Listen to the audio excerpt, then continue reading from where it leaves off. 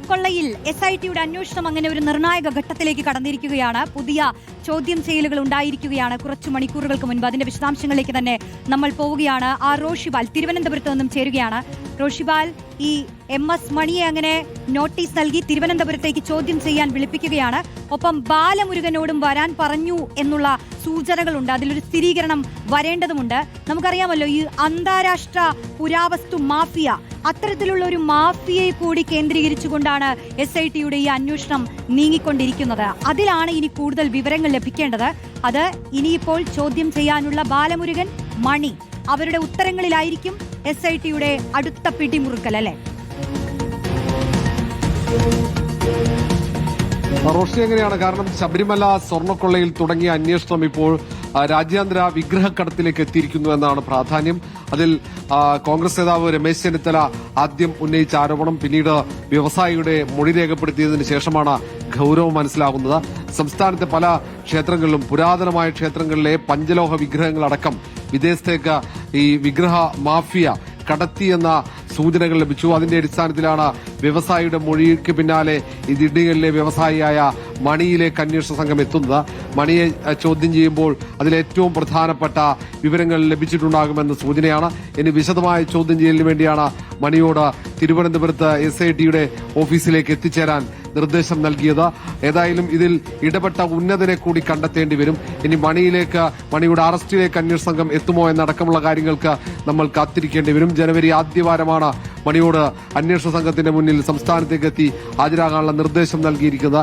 ശബരിമല സ്വർണ്ണക്കൊള്ള മാത്രമല്ല, സംസ്ഥാനത്ത് തിരുവിതാംകൂർ ദേവസ്വം ബോർഡിന് കീഴിലുള്ള മറ്റു പല ക്ഷേത്രങ്ങളിലും സമാനമായ രീതിയിൽ തട്ടിപ്പ് നടന്നോ എന്ന സംശയം പല കോണുകളിൽ നിന്നും ആദ്യഘട്ടം മുതൽ തന്നെ ഉയർന്നിരുന്നു. അതൊക്കെ സംശയം അത് സ്ഥിരീകരിക്കാവുന്ന രീതിയിലേക്ക് ആരോപണങ്ങൾ ഉയരുന്ന ഒരു സാഹചര്യമുണ്ട്. അതുകൊണ്ട് ഉണ്ണികൃഷ്ണൻ പോറ്റിയും മണിയും നൽകുന്ന വിവരങ്ങൾ അനുസരിച്ച് പിന്നീട് അങ്ങോട്ടേക്ക് വിശദമായ ചോദ്യം ചെയ്യലിലേക്ക് കടക്കേണ്ടി വരും.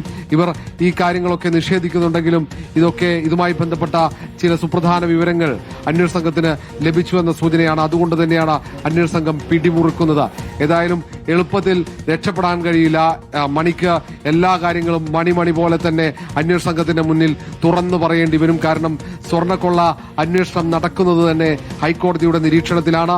വിട്ടുവീഴ്ചയില്ലാത്ത നീക്കങ്ങളായിരിക്കും, വിട്ടുവീഴ്ചയില്ലാത്ത അന്വേഷണമായിരിക്കും ഇപ്പോൾ പ്രത്യേക സംഘം നടത്തുക. കാരണം ഏറെ വൈകാതെ ഹൈക്കോടതിയിൽ അന്വേഷണം സംബന്ധിച്ച റിപ്പോർട്ട് സമർപ്പിക്കേണ്ടി വരും. അവിടെ പുതുതായി ഉയർന്ന ആരോപണങ്ങൾ, അത് സംബന്ധിച്ച പുതുതായി ലഭിച്ച വിവരങ്ങൾ എല്ലാം അവിടെ ഹൈക്കോടതിയെ ധരിപ്പിക്കേണ്ടി വരും.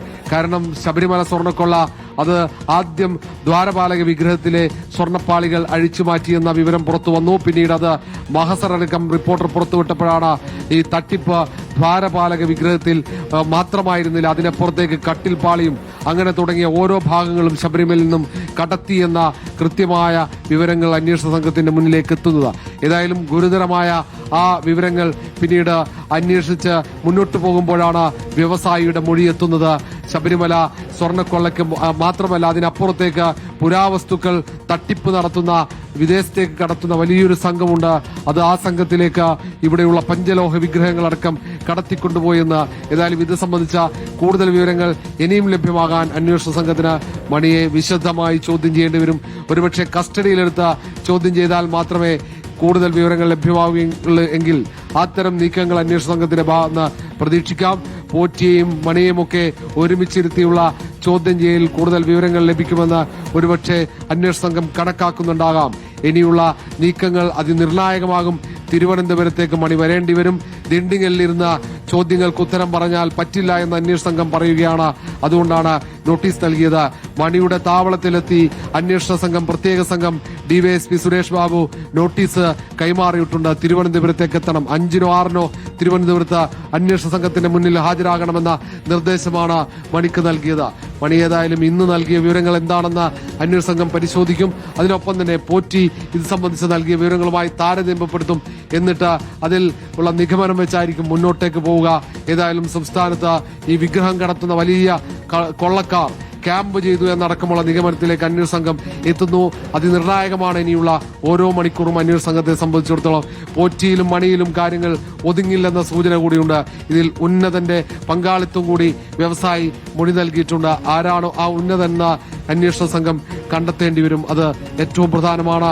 ഇത് സംബന്ധിച്ചൊക്കെ കൃത്യമായ സൂചനകൾ വ്യവസായി അന്വേഷണ സംഘത്തിന് നൽകിയിട്ടുണ്ട്. ഇനി ഇവരുടെ പരസ്പരമുള്ള ഇടപാടുകളൊക്കെ പരിശോധിക്കേണ്ടി വരും. ആ ഇടപാടുകൾ, സാമ്പത്തിക ഇടപാടുകളൊക്കെ വിശദമായി പരിശോധിക്കുമ്പോൾ ഒരുപക്ഷെ പോറ്റിയുടെയും മണിയുടെയും കുരുക്കുകൾ മുറുകാനുള്ള സാധ്യതയുണ്ട്. ഏതായാലും ദിണ്ടിഗലിലെ വ്യവസായി മണി അന്വേഷണ സംഘത്തിന്റെ മുന്നിലേക്ക് വരേണ്ടി വരും. അത് തിരുവനന്തപുരത്ത് വന്ന് കാര്യങ്ങൾ പറയേണ്ടി വരും. ദിണ്ടിഗലിൽ നിന്ന് കാര്യങ്ങൾ നിഷേധിച്ചാൽ മതിയാകില്ല. എന്തുകൊണ്ട് ഇല്ല എന്നതിന് തെളിവ് ഹാജരാക്കേണ്ടി വരും. അല്ലാത്തപക്ഷം ഇപ്പോൾ അന്വേഷണ സംഘത്തിന്റെ കൈവശമുള്ള തെളിവ് വെച്ച് ഒരുപക്ഷെ മണിയെ അറസ്റ്റ് ചെയ്യാനുള്ള സാധ്യതയും തള്ളിക്കളയാൻ കഴിയില്ല. അതുകൊണ്ട് ഇനിയുള്ള അന്വേഷണ സംഘത്തിന്റെ നീക്കം നിർണായകമാകും. യെസ്, റോഷിപാലാണ് വിശദാംശങ്ങൾ നൽകിയത്.